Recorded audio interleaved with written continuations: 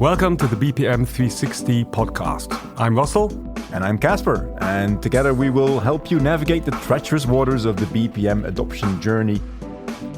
I hope you enjoy the podcast.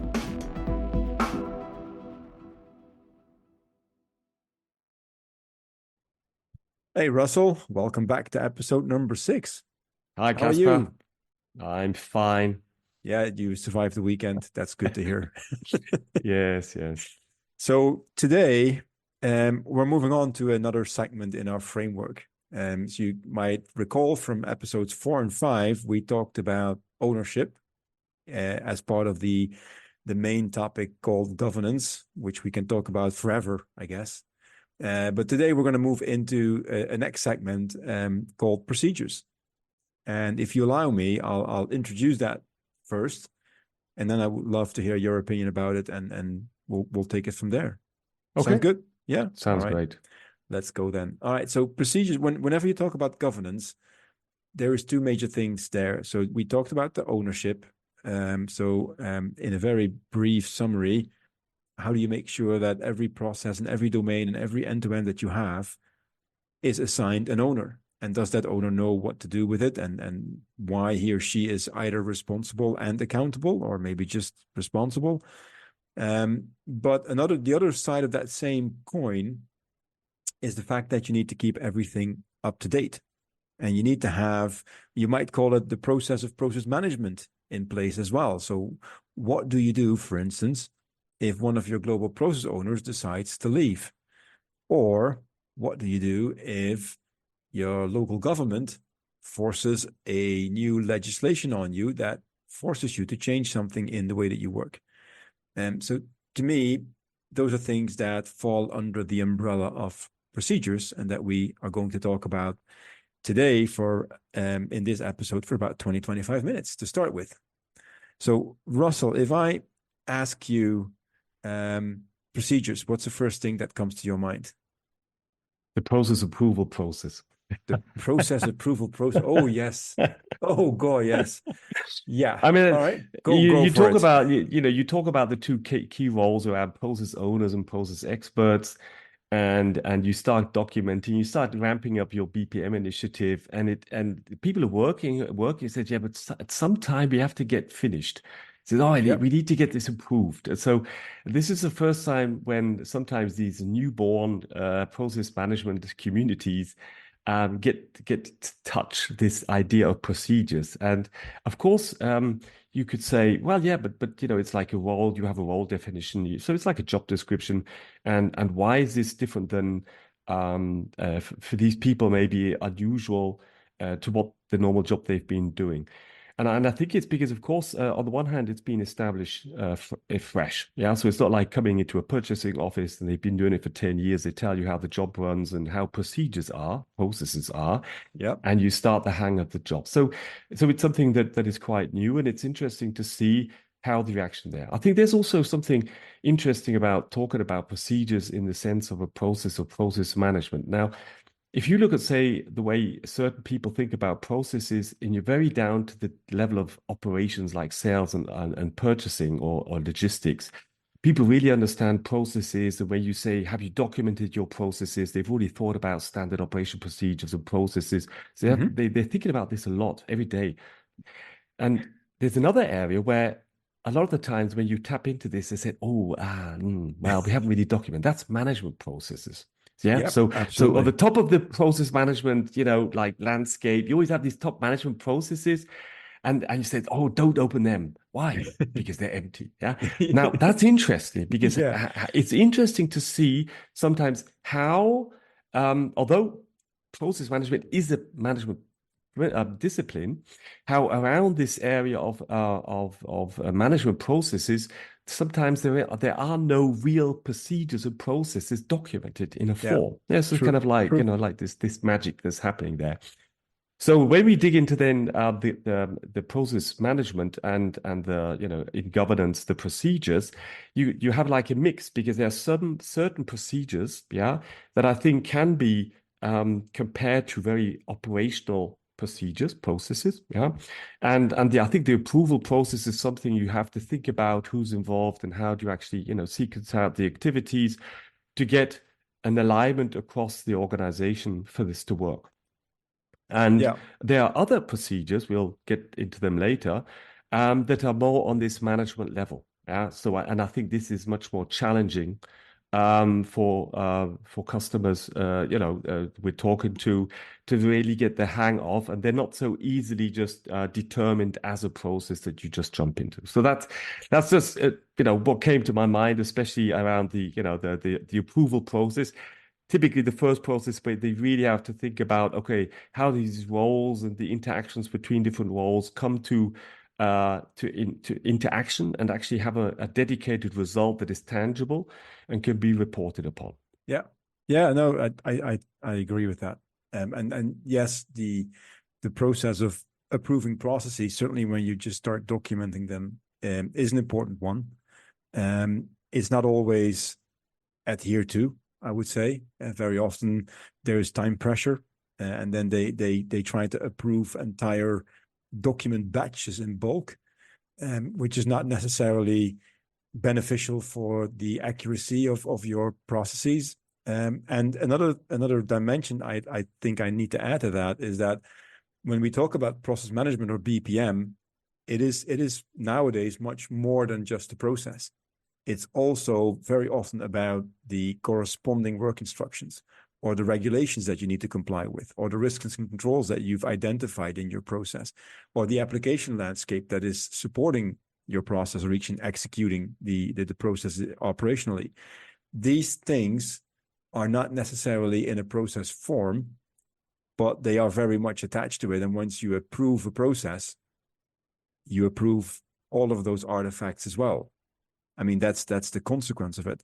So that means that at the moment that you define the way that you want to do your governance, and how does our process approval process runs and looks like, you need to take those things into account as well. And it becomes more complex, obviously. Yeah, and I think that the tricky thing here is depending on, say, the expanse of your process management organization and also maturity. You sometimes see customers that really try to over-formalize all the people to get involved, and then really thinking up some very complex logics on, do we have like 5 people that if one of them doesn't approve, then it's rejected, or it has to be iterated. It's so long, and trying to manage that, say, automatically via workflows. And it really goes to show how complex this really can get, that it's very hard, that people struggle to say, this workflow isn't working, this approval workflow, because in the matter of understanding in the context of the use case, these processes are used. Are they used in the context of risk and compliance management, or in the context of a change request management procedure for an IT project? You have to then get different people involved. So I think the main take of that is that, first of all, there's no just standard fixed procedure that you could just put out of the box and say, this is it, this is going to work. Yeah. Very much depends on your organization. Very much depends on, I think, a bit of the culture of the organization, how people can also align and agree upon things and then say, okay, you just approve that, and we've talked about it, I'm fine with that, or in how far they are more relying on some mechanistical, really formalized process to be best case, put into a workflow. And last but not least, it's an evolving system because the use cases shift. So you were saying before, maybe a process owner goes out. It's not just that. It's the way that these the artifacts that are related to the processes that need to be taken into consideration for change. If a risk changes, if an issue, an incident or anything happens, how can that, based on what actually happens and is triggered on actions, then has to go back to the process and also, again, be approved, vice versa. The controls have to be checked if you are changing the process. Who does this? Who has to be involved? And who, last but not least, signs off the process? Here, I think there's a lot of, let's say, moving targets, and even in one organization, depending on which domain you're looking at, they can vary. And that Oh, is something, absolutely. a Yeah. big challenge then for the organization. So the thing that I come across very regularly when I work with clients is that they have multiple different management of change processes. So just really step back for a second. Management of change to me is, how do you deal with changes to either the processes or the artifacts that you mentioned earlier? And how do you do that in a structured way? And how do you do that in a way that is controlled? And what I very often see is that organizations have different management of change procedures for applications and different ones for processes and different ones for risks and controls, because of the fact that most of these artifacts are owned by different parts of the organization. Now, in and by itself, I don't mind that they're owned by different parts. I mean, risks and controls are very often owned by the internal risk and control department, and it's very logical that they are. But that doesn't mean that they need to have a separate, independent management of change procedure. Yeah, that size speaks volumes, Russell.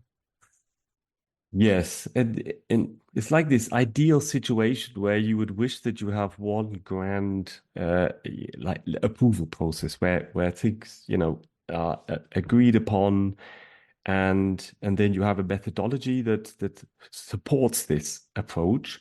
Yeah. And you notice that there are more and more stakeholders involved in your process artifacts that all are interlinked. Keep talking. And it gets bigger and bigger. True. And you get to and then you get to this stage where it doesn't work anymore. Yeah, that's the situation you get into. Yeah. So it's a balancing act. So you start off, you think we want to have this integrated management system that covers all the use cases, and everybody's always aligned and updated, and everything works out fine. And there is this critical mass, it seems, in organizations where this then starts becoming too much overhead and becoming too slow for the results you want to have. And then we looked at these situations and said, okay, how can we simplify? How can we decouple this setup again? And everybody's going, you're crazy. We've taken so long to get to this like aligned big setup.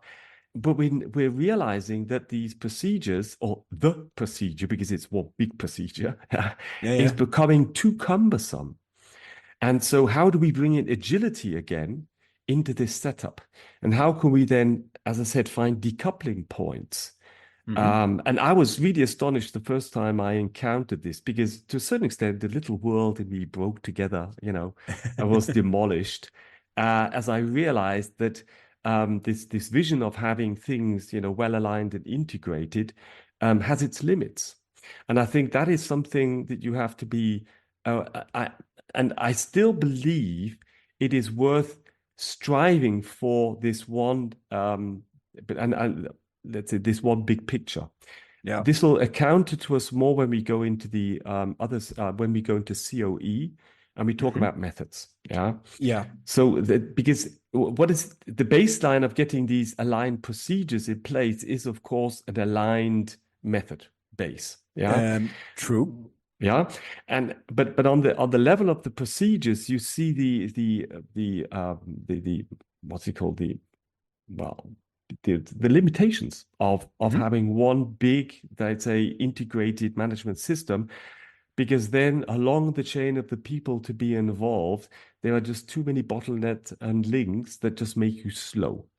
And that's something that I think is very interesting around this topic, procedures, to say what is the sweet spot? How do you maintain agility without losing control? Which is something for a lot of cases. Let me give you an example. Okay. Because I agreeably disagree a little bit with you this time. So that might be the first time on this podcast series. Well, this is I think it's a good sign. It was bound to happen. So I as you know, I worked for a chemical manufacturing company for a long time, almost 2 decades. And it was very much an SAP driven company, as are many multinationals. And on average, it took up to 9 months to do a change, from the minute it got initiated to the review of the change, the build of the change, the test of the change, and then the deployment in production systems. One of the reasons, obviously, was that they only did 2 deployments per year, so that will give you 6 months for free in lead time. But still, there were 3 months lead time to get to that point. And that was perceived to be very sluggish and slow. And rightfully so, because the quicker you can get a change done, the quicker you can reap the benefits. So what we started to do is we started to do 2 things. The first thing we did is we realized that we needed to have this overarching management of change process, but it was as bureaucratic as it needed to be, but not more. And the one thing that we did, which I still believe until this day was a very good move, is to say, listen, at the moment a change request comes in, we'll have a predefined set of roles, read people, that will do an impact analysis. And it will always be the same 5 roles in this case. So there's the request of the change, that's one. There is the corresponding subject matter expert on the COE who looks at it. So if it's a purchasing change request, you have the subject matter expert for procure to pay. And then always you had somebody from the finance experts, risk, and IT. And these 5 people they received 48 hours to do an impact analysis. And it sounds really, really ambitious, but it's possible. We proved it was possible. And then after you've gone through the impact analysis, where you basically answer the question, is this change desirable? Is it applicable? Is it relevant? Is there a positive ROI on this change? Or do we just need to do it because it's mandatory? Then you get into the regular, design, test, deploy stuff, build also somewhere in between. That got us from 9 months back to for about 3 months. We also walked away from the 2 deployments a year, and we went to 4, and then later on we went to continuous deployment. And we were talking about a SAP landscape that had 8 parallel SAP deployments with their quality and production and test environments. And there was a solution manager on top of that, orchestrating all of that. In the end, we went back to 3.5 weeks on average for a change, including request, impact analysis, design, build, test, deploy. And we put process mining on top of that, and we found out that the requesting business groups were the biggest delaying factor in the whole process. And once we showed that, they stopped complaining about it. So what you're saying is it's not the procedure, it's the organization where I was challenging with. It's all of that, because it's also the mandate. We had a clear mandate from our executive sponsor, which was the CFO of the company, saying, guys, this needs to be more efficient. And once you have that kind of commitment, it becomes easier to bring parties together, because we had to bring the procedures from the IT department together with the procedures from the process management group. Because if you change a process, I mean, what are the odds that you're not touching the system underneath? They're very slim nowadays. Yeah, I think, and I like the idea to say so what is really typically the bottlenecks in this procedure when you're looking at the change, and certainly this impact analysis, having that understood and agreed upon in a very initial stage, and from there to take the adequate, let's say, actions in directions of IT, business, or risk and compliance. This is, of course, I could imagine it's like a star. From there you meet and say, yes, it has an impact. Let's move off in whatever direction. Yeah, we need to take actions. That's something that sounds very appealing. I do agree. I think it's got a lot to do with the sponsorship and clear ownership.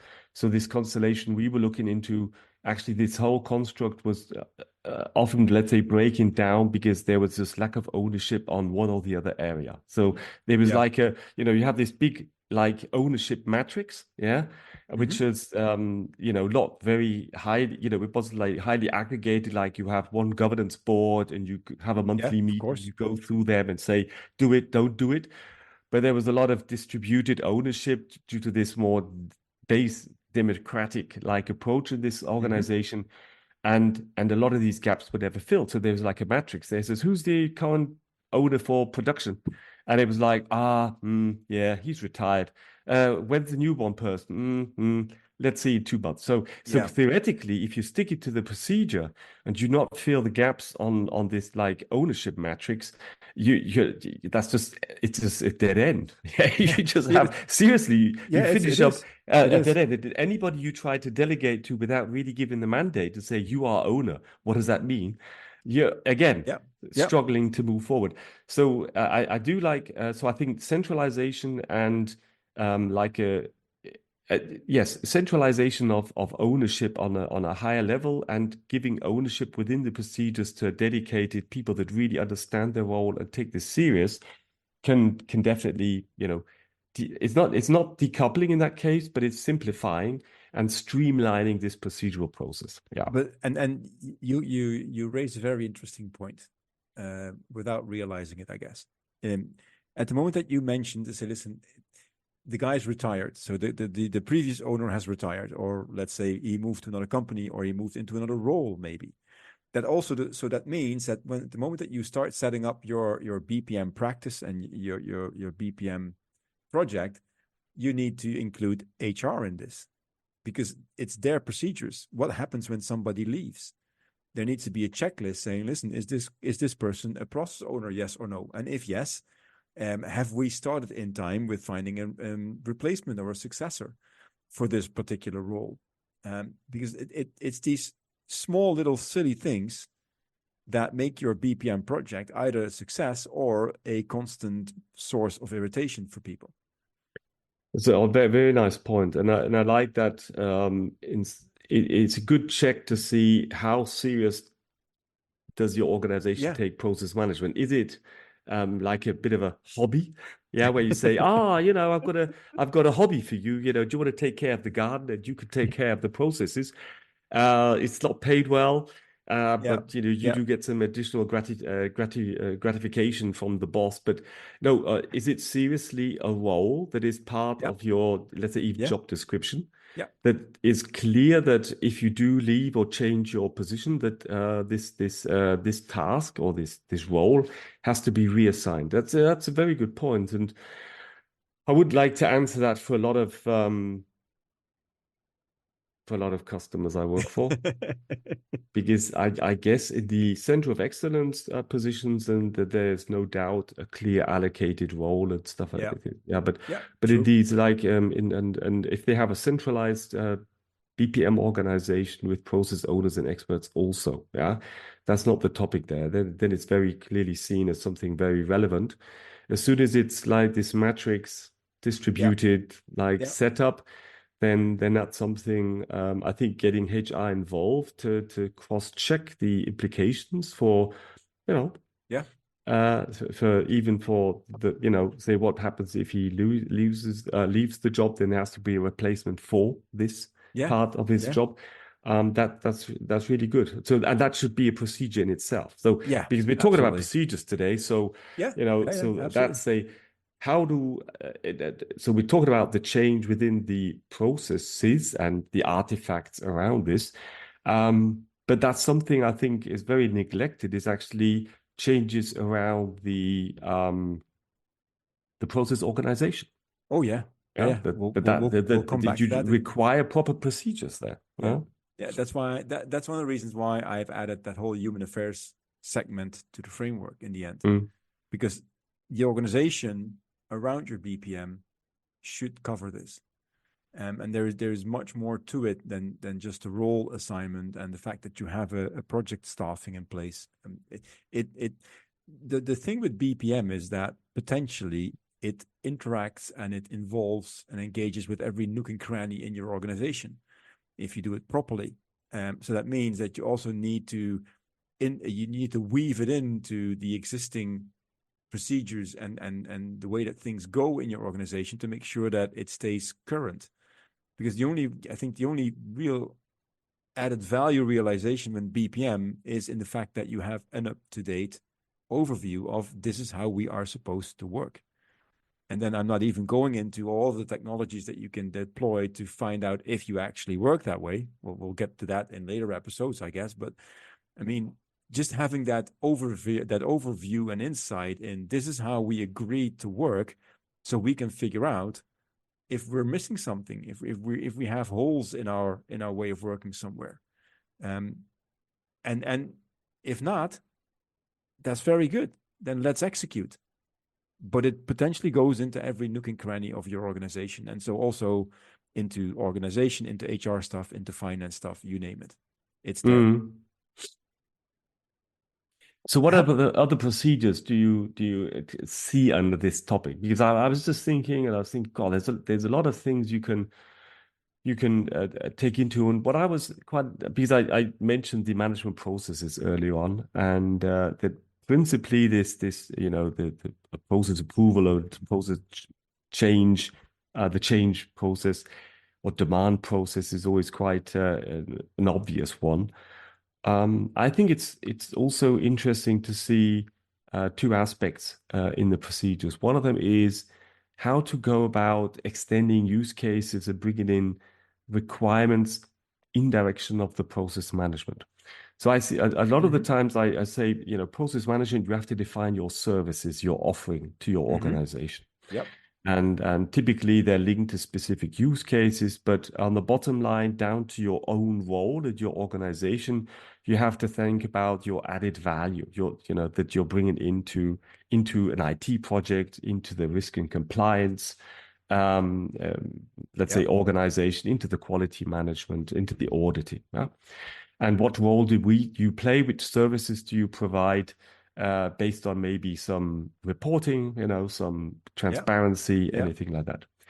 And I think what's important is that there have to be procedures established where you constantly reevaluate your services that you're offering. You make them measurable. Yeah. You communicate on them, you report on them, but you also establish a communication with your stakeholders to constantly grab their attention, get feedback and input for how to adapt and optimize your offering.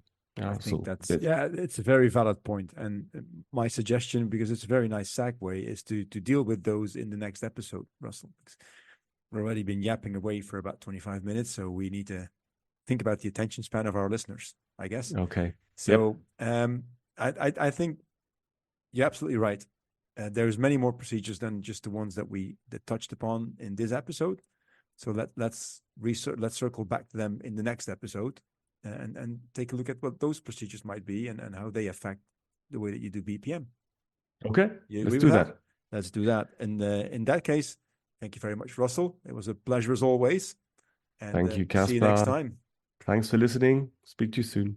Cheers.